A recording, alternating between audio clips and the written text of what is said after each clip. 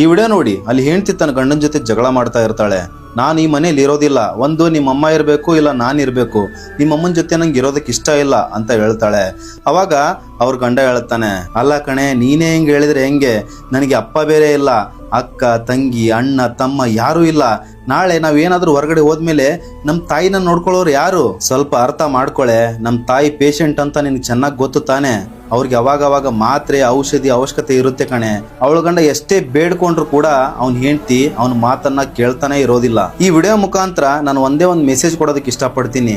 ಒಂದ್ಸತಿ ಒಂದ್ ಹೆಣ್ಣು ಗಂಡನ ಮನೆಗೆ ಕಾಲಿಟ್ಟರೆ ಮುಗೀತು, ಅವ್ರ ಮನೆನ ತನ್ನ ಮನೆ ಅಂತ ಅನ್ಕೊಳ್ಬೇಕು, ಅವ್ರ ಅಪ್ಪ ಅಮ್ಮನ್ನ ತನ್ನ ಅಪ್ಪ ಅಮ್ಮ ಅಂತ ಅನ್ಕೊಳ್ಬೇಕು.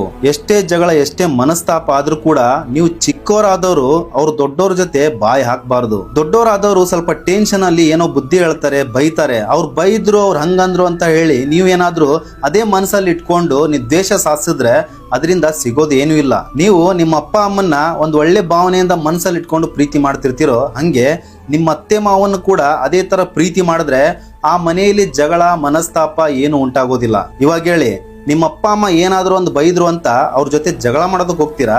ಅವ್ರನ್ನ ಅಪ್ಪ ಅಮ್ಮನೇ ಅಲ್ಲ ಅಂತ ಹೇಳ್ತೀರಾ? ಅದೆಂಗ್ ಸಾಧ್ಯ ಇಲ್ವೋ ಹಂಗೆ ನಿಮ್ಮ ಅತ್ತೆ ಮಾವನು ಕೂಡ ಅಪ್ಪ ಅಮ್ಮ ಅಂತ ಅನ್ಕೊಂಡ್ಬಿಟ್ರೆ ಅಂತ ಮನೆ ಸ್ವರ್ಗವಾಗಿರುತ್ತೆ. ಒಬ್ಬ ಗಂಡನ ಆಸೆ ಕೂಡ ಇದೇ ಆಗಿರುತ್ತೆ. ಮನೆಯಲ್ಲಿ ಈ ತರ ಜಗಳ ಕಲ ಆಗ್ತಾ ಇದ್ರೆ ಒಬ್ಬ ಗಂಡಸು ಕೂಡ ನೆಮ್ಮದಿಯಿಂದ ಇರೋದಿಲ್ಲ.